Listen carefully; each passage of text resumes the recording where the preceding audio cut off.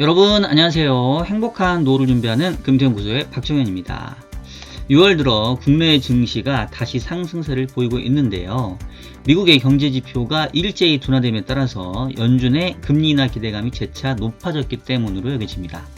이로 인해 미국에서는 엔비디아, 애플 등 빅테크 기업들의 주가 상승에 힘입어 S&P 500과 나스닥 지수가 또다시 사상 최고치를 경신하였습니다. 국내에서도 젠슨 황 엔비디아 CEO가 삼성전자의 퀄 테스트를 낙관함에 따라서 반도체 기업들의 주가가 상승하였고, 금리 인하 기대 속에 모처럼 만에 2차전지와 제약바이오 등 성장주의 주가도 크게 상승하였습니다. 하지만 지난주 금요일에 발표된 미국의 5월 고용 지표가 서프라이즈를 보임에 따라서 여전히 금리 인하에 대한 불확실성은 남아있는 상황입니다. 자, 이 가운데 금주에는 미국의 5월 CPI 발표와 FOMC가 예정되어 있는데요. 자, 과연 미국의 물가 지표는 금리 인하의 명분에 힘을 실어줄 것인지, 그리고 FOMC 점도표에서는 연내 몇 차례의 금리 인하를 시사할 것인지 오늘 영상에서 자세하게 짚어보도록 하겠습니다. 자, 그러면 일요일에 만나는 이슈 분석 지금 바로 시작하도록 하겠습니다. 자, 여러분 주말 잘 지내고 계시죠? 현재 시간 6월 9일 오후 3시 51분을 지나가고 있습니다. 자, 5월 중순 이후에 국내 증시가 제법 큰 폭의 좀 조정을 받았었는데요. 다행스럽게도 6월 들어서는 다시 국내 증시 모두 상승세를 보여주고 있습니다. 지금 S&P와 나스닥이 1%와 2% 초중반대의 상승세를 보였고요. 특히 지난주 같은 경우는 코스피, 코스닥이 모두 3%대의 상승을 보이면서 오랜만에 미국 시장보다 주간 단위로 상승폭이 조금 더 높아진 모습을 보였습니다. 다만 그럼에도 불구하고 올해 YTD 기준으로 보면 S&P와 나스닥은 12%와 14%의 두 자릿수의 높은 상승률을 보이는 반면 국내 코스피는 2.5, 코스닥은 0% 보합 수준에 머무르고 있어서 여전히 국내 증시가 미국 증시에 비해서는 좀 부진한 모습들을 좀 보여주고 있습니다. 자, 어쨌든 간에 5월 중순 이후에 5월 하반기에 조금 분위기가 좀 쌓였던 것과 비교하면 그래도 다행인데, 오프닝에서도 얘기했습니다만은 계속 시장은 결국 연준의 금리 인하가 있냐 없냐, 하게 되면 언제냐, 이 부분에 계속 포인트를 맞추고 있는 상황이고요. 플러스 엔비디아 주가가 더 가냐 안 가냐, 거의 그냥 그 두 가지 관점에서만 시장이 지금은 움직이고 있는 것 같아요. 근데 제가 계속 말씀드리지만 현재 시장의 어떤 핵심 변수는 이거지만 이게 계속 가진 않는다. 또 언젠가는 바뀌는 때가 오는데, 그거 바뀌기 전까지는 우리는 계속해서 이 두 가지 재료에 지금 주목할 수밖에 없는 상황인 것 같고요. 자, 지난주에 그 미국 금리의 모습이 상당히 좀 드라마틱했던 것 같아요. 일단 지금은 금리로 시장을 다 설명할 수밖에 없기 때문에 금리 얘기를 조금 오늘 중점적으로 얘기를 할 건데, 자, 이게 보시면 미국채 10년 금리의 일봉 차트입니다. 자, 보시면 지난주 보면 지지난주 금요일부터 한때 미국채 10년짜리가 이거 2년짜리네. 죄송합니다. 예, 요게 미국채 10년짜리입니다. 한때 4.6% 이상 올라갔던 게 지지난주 금요일부터 해서 목, 금, 월, 화, 수, 목까지 하나, 둘, 셋, 몇 영업일이야? 이게 지금 거의 6 영업일 정도 계속 금리가 이제 급락을 했었어요. 그래서 4.6 넘어갔던 게 한때 4.2대까지 오면서 되게 재밌었던 게 5월 중순 이후에 미국 금리가 급등했던 걸 다 되돌려 버렸고, 5월 중순 이후의 상황과 정반대의 상황이 벌어졌죠. 5월 중순 이후로는 다시 경제지표 좋아지고 연준 멤버들이 아직 금리 인상을 테이블 위에서 치우지 않았고, 어쨌고 마침 또 경제지표 좋게 나오면서 연내 금리 인하는 정말 어려운 거 아니냐, 이제 이런 센티멘트였다가 5월 말 이후부터는 또 갑자기 이게 미국 경제지표 약간 좀 요즘 음모론이 제기될 정도로 너무 급격하게 막 변화되는 모습인데, 지난주에 그 월요일부터 5월 미국의 ISM 제조업 지수가 일단은 보시는 것처럼 갑자기 48로 주저앉더니만 그 이후에 발표됐던 뭐 4월 졸트 고용보고서, 그 다음에 뭐 ADP 민간 고용, 그 다음에 뭐 그 취업자 그 뭐 구인구직 건수 뭐 이런 것들이 일제히 부진하게 나오고 마침 또 실업수당 청구 실적까지 안 좋게 나오면서 목요일까지의 분위기는 야 이거 이제 미국 금리 인하는 이제 거의 확실시다. 빠르면 뭐 7월도 가능하다.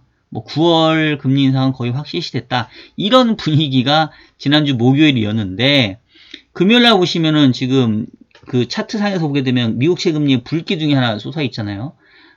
한 하루 동안에만 거의 한 16bp 정도 급등했는데 뭐 이제 내용 다 아시니까 여러분 뭐 길게는 안 할 건데 미국의 이제 고용 지표가 뭐 상당히 서프라이즈하게 나온 거죠. 그래서 지금 사실은 이것도 진짜 음모론 얘기가 나올 정도로 갑자기 고용 지표가 또 이렇게 미친 듯이 잘 나왔는지 난 그것도 참 신기한 게 그동안 그 졸트도 그렇고 뭐 실업수당 청구 실적도 그렇고 ADP 민간 고용도 다 안 좋았는데 정작 핵심 그 뭐라고 해야 되죠? 공식 고용 지표는 보시면은 비농업 일자리 수가 갑자기 27만 2천 건이 나와버렸죠. 27만.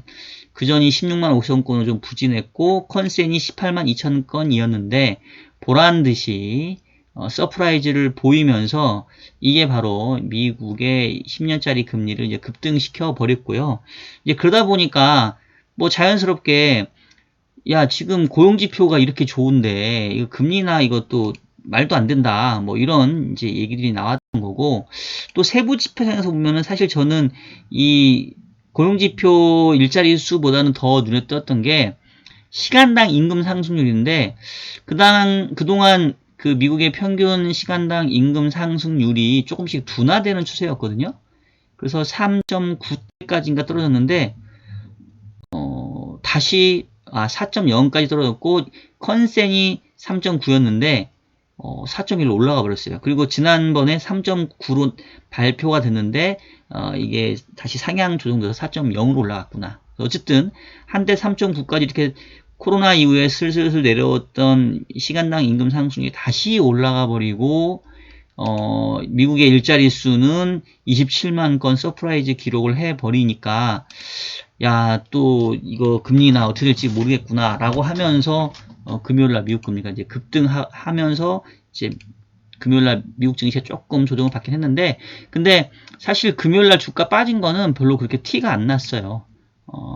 워낙 뭐 지금 어쨌든 간에 이 금리 인하 쪽으로 좀 방향이 좀 쏠렸기 때문에 특히나 그 지난주에 뭐 분위기가 더 좋았던 이유 중에 하나가 결국은 그 지난주에 이제 제가 말씀드렸죠. 캐나다하고 ECB가 금리 인하 할 것 같다고 했는데 실제로 금리 인하를 단행을 했죠. 그래서 보면 지금 주요국 중에 이제 미국 빼놓고 스위스가 먼저 선빵으로 금리 인하 했고 그다음에 스웨덴 금리 인하 했고 캐나다 했고 그 다음에 지금 이제 ECB까지 금리 인하했고 조만간에 영국이 금리 인하할 가능성이 좀 커 보이죠. 그러면 주요국 중에 지금 미국을 제외한 대부분의 국가들이 이제 금리 인하로 이른바 통화정책의 피봇을 했기 때문에 이제 미국도 결국 금리 인하가 시간의 문제 아니냐 이제 이렇게 좀 그 분위기가 나을 것 같아요. 그래서 제목도 제가 이제 결국 금리 인하는 시기의 문제라고 썼는데.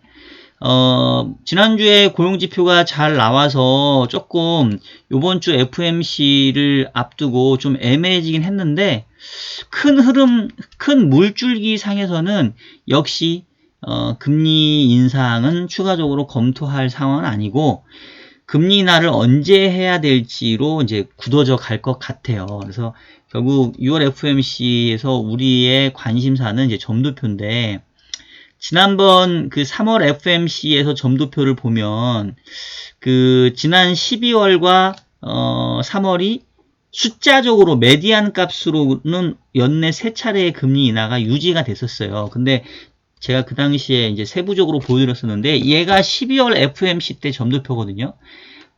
똑같이 숫자는 올해 2024년도에 4.6으로 찍어놨는데 이때는 보시면은 그 조금 위아래로 분포도가 있는 상태에서 4.6이 좀 메디안 값이었고 3월 FOMC에서는 그 4.6이 여전히 메디안 값이긴 한데 그 위쪽으로 조금 많이 쏠려 있는 4.6이었어요. 그러니까 즉 평균치가 위로 상향 조정됐고, 보시면 4.6 이하로 봤던 애들이 이때는 한 5명 정도 됐는데 지금 1명이고 나머지 다 위쪽으로 올라갔죠. 그래서 사실상 아슬아슬하게 4.6이 유지되던 그런 상황이었고, 실제로 평균값은 올라갔다. 그리고 25년도는 이미 좀 많이 올라갔었고, 그래서 결과론적으로 뭐 사실상 6월 FOMC에서는 점도표가 4.6으로 유지가 되긴 했지만 거의 뭐 한 명만 마음을 바꾸면 이게 4.6이 아니라 4.9 정도로 올라갈 만한 상황이었다는 건데, 요번에 6월 FOMC에서는 확실하겠죠. 연내 금리 인하의 그 횟수 전망치가 떨어질 건데, 이게 이제 한 번이냐 두 번이냐가 상당히 중요할 것 같아요. 일단 저는 결론적으로 2번 정도, 즉 아마도 요번에 새롭게 나오는 점도표는 한 4.9 정도가 메디안 값으로 찍힐 가능성이 좀 커 보이고요. 만약에 5.1 정도, 한 번 정도로 나온다, 그러면 또 이거 시장 분위기 좀 싸해질 수 있습니다. 그래서 지금 요번 그 목요일 날 있는 FOMC, 지금 FOMC 일정이 어떻게 되냐면, 지금 수요일 날 미국의 5월 CPI가 나오고, 그 다음에 목요일 날 새벽에 그 6월 FOMC 결과가 나와요. 그래서 지금 6월 FOMC는 5월 CPI 결과를 지켜보고 이제 점도표를 낼 건데, 그 결과론적으로 저는 한 번보다는 그래도 2번 쪽 5.1보다는 4.9 정도로 이 메디안 값이 나오지 않겠냐라고 좀 일단 저는 개인적으로 생각을 하고 있고, 근거는 지난번에 보면은 거의 이 2번이나 하고 3번이나가 조금 막상막한데, 이번의 경우에는 2번이나 쪽으로 조금 얘네들이 좀 쏠려갈 것 같긴 해요. 그래서 아마도 한 번이나보다는 그래도 2번이나 쪽이 조금 더 다수이지 않겠냐. 그래서 저는 일단은 여전히 올해 9월과 12월 정도의 금리 인하를 전망하고 있는 상황이고요. 결과론적으로 그렇다는 거고, 이제 근거는 그 이번에 고용지표가 되게 서프라이즈하게 나오긴 했지만 전체적인 추세 자체는 그동안에 뭐 여러 다양한 ISM 제조업 지표에서도 뭐 신규 주문 지수라든가 고용 지수 이런 세부 지표들이 좀 둔화됐고, 그 다음에 뭐 ADP도 그렇고 뭐 졸트도 그렇고 실업수당 청구 실적도 조금 약화되는 이런 모습들. 그 다음에 이제 어쨌든 실업률이 지금 이제 슬금슬금 올라와서 이제 결국은 4.0까지 이제 올라왔는데, 이렇게 되면은 제가 이제 그동안 계속 몇 차례 얘기했던 이른바 우리 샴 룰에 보면 이제 4.0을 넘어가면 샴 룰이 최근 12개월 중에 가장 낮았던 실업률 대비 최근 3개월의 평균치가 0.5% 이상이면 이제 샴 룰상에서 이 경기 침체가 임박했다라는 신호로 볼 수 있거든요. 근데 지금 제일 낮았던 게 그 4월 지표에서 3.4가 한번 있었었죠. 어디 있어 지금 3.4? 어디 갔을까? 예.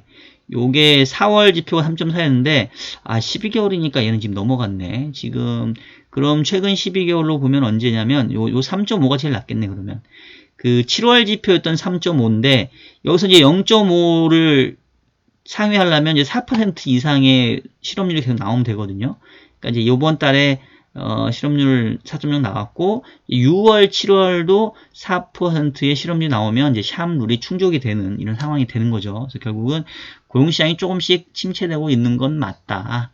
근데 일자리 수 같은 경우는 좀 여전히 뜨겁긴 한데, 제가 일자리 수가 계속 미국이 좋은 이유 중에 하나가 이제 그거를 이제 이민자의 효과라고 말씀드렸고, 그때 제가 불법 이민자라고 한번 표현했더니 그 미국에 사신 분들이 한번 바로 잡아 주시더라고요. 불법은 아니고 미국으로 들어오는 왔는데 아직 그 뭐 무슨 그 일할 수 있는 비자 뭐를 못 받은 거지, 우리가 얘기하는 이제 불법으로 와가지고 막 숨어 들어온 건 아니다라고 얘기를 하더라고요. 근데 어쨌든 아직은 허가받지 않은 그런 그 해외에 이주의 노동자들이 와서 미국에서 이제 일자리를 계속 얻어가는 과정이 있기 때문에 그런 것 때문에 이제 고용시장이 여전히 좀 탄탄한 것 같고, 뭐 선거를 앞두고 있기 때문에 갑자기 고용시장이 이렇게 막 싸하게 식을 것 같진 않아요. 다만 최근에 좀 기사를 보니까 바이든 행정부도 그 트럼프가 워낙 반이민 정책을 쓰다 보니까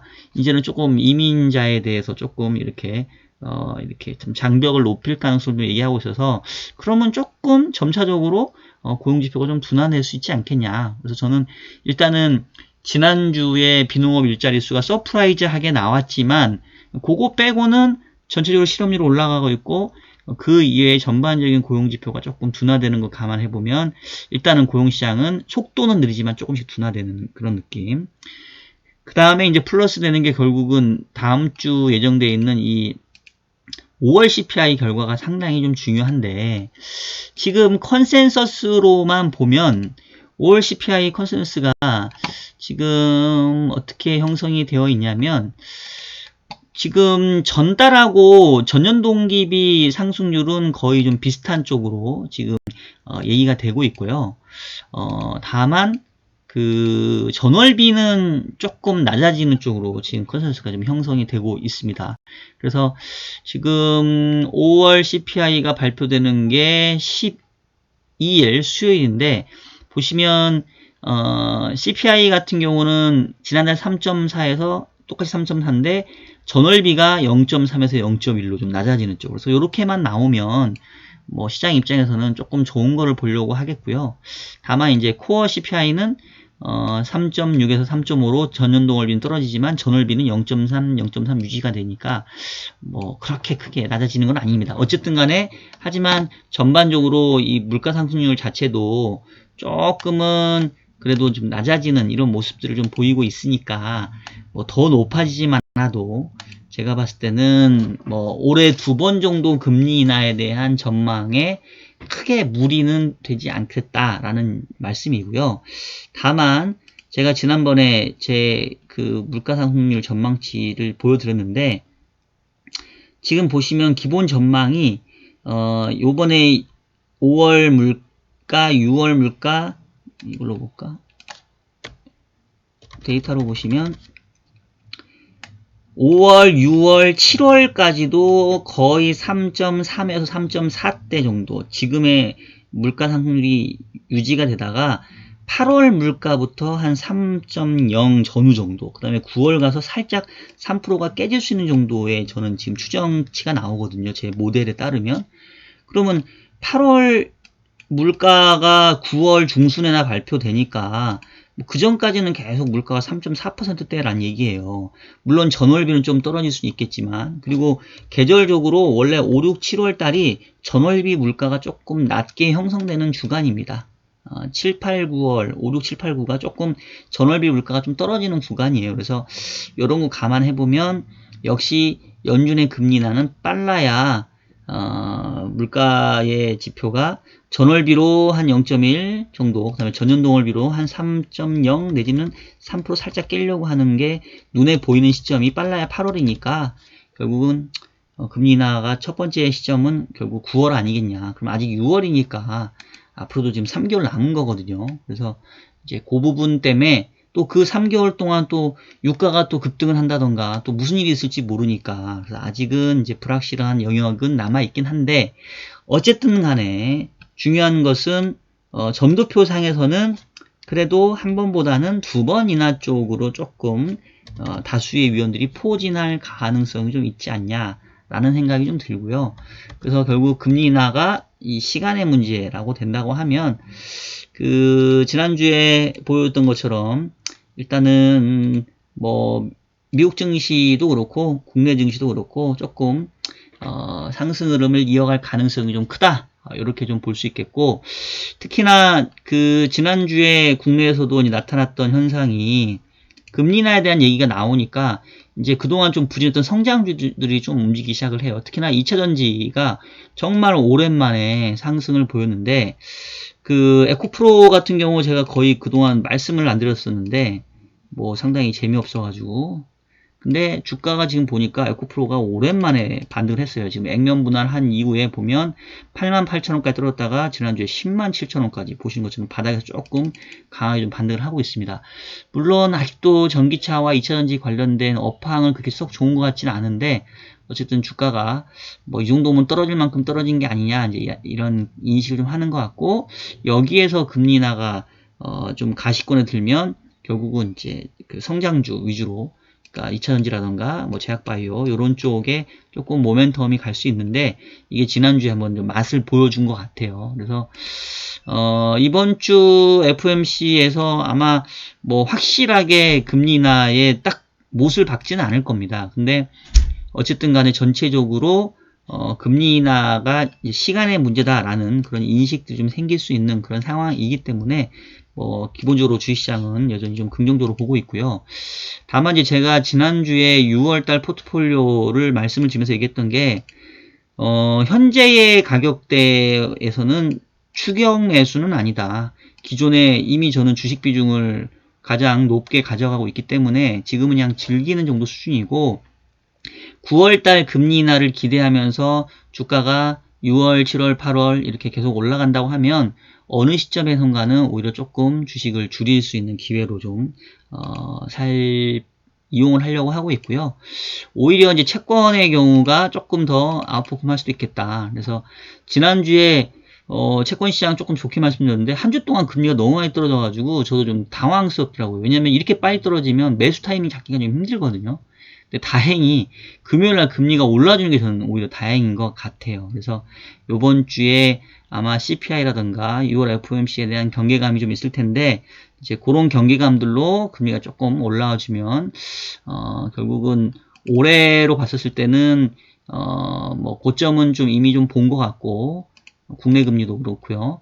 아마 미국채 10년으로는 올해 고점이 한 4.7 정도 수준에서 형성이 된 것 같고, 국고채 10년 기준으로는 대략 한 3.7, 거의 두 금리가 지금 100bp 정도 차이가 나거든요. 이 정도면 이제 고점은 좀 확인이 된 것 같고, 고점 부근까지 다시 갈 것 같지는 않고 조금 근접하는 정도 수준만 와도 일단은 장기 국채에 대해서는 이제 조금씩 매수 규모를 확대해가는 그런 상황이 나쁘진 않아 보인다. 뭐 이런 정도 좀 저는 시황관을 좀 말씀을 좀 드리겠고요.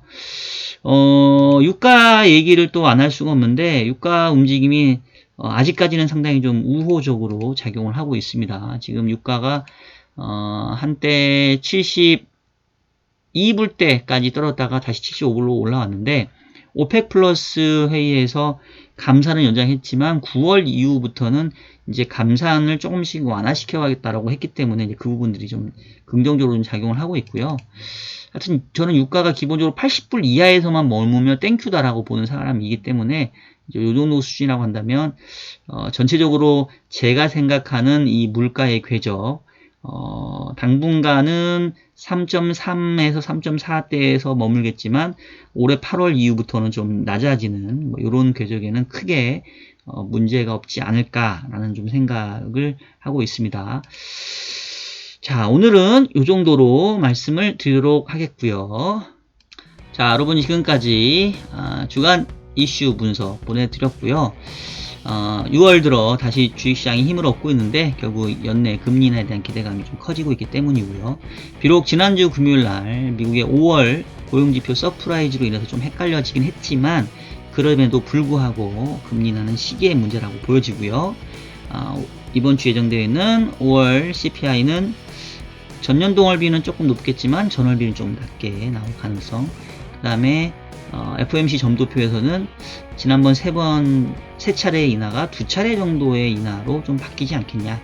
그렇다고 한다면 전반적으로 뭐 주식, 채권 모두 긍정적인 흐름이 9월 FOMC 실제 금리 인하가 이루어지기 전까지는 나타날 수 있겠다. 이런 정도 말씀을 드리면서 오늘 영상은 여기서 마치도록 하겠습니다. 자, 그리고 여러분 하나 광고 말씀드릴게. 이번 주 금요일날 오랜만에 경제전쟁 꾸원에 참여를 하게 되는데요. 금요일날 5시 반인가 아마 생방송으로 방송이 될 예정이니까 혹시 관심 있는 분들 경제전쟁 꾸원도 들어주시고요. 또 댓글 또 좋게 남겨주시면 제가 좀 더 힘을 얻어서 잘 말씀을 드릴 수 있지 않을까 싶습니다. 자, 여러분 오늘 영상은 여기서 마치도록 하겠고요. 저는 다음 주 일요일에 다시 찾아뵙도록 하겠습니다. 여러분 안녕.